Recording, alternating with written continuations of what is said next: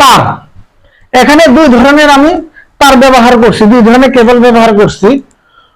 টুকুরের 2x2.5 RM, টুকুরের 2.5 RM আমি তারটি ব্যবহার করেছিলাম লোকাল, অর্থাৎ জাহাজের যে তারটি আছে সেটা আমার কাছ থেকে নিয়েছিল 25 টাকা মিটার, অর্থাৎ 25 টাকা গজ করে।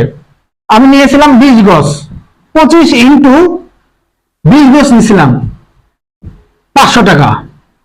আরেকটি সাইজের যে তারটি আছে 2x0.76 RM, সেটা সোলারের আউটপুট থেকে, অর্থাৎ আমি লাইট ফ্যান যেগুলা চালাই সেগুলা একটু চিকন তার নিয়েছি।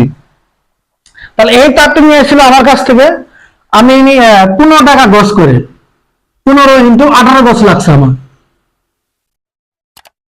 270 টাকা।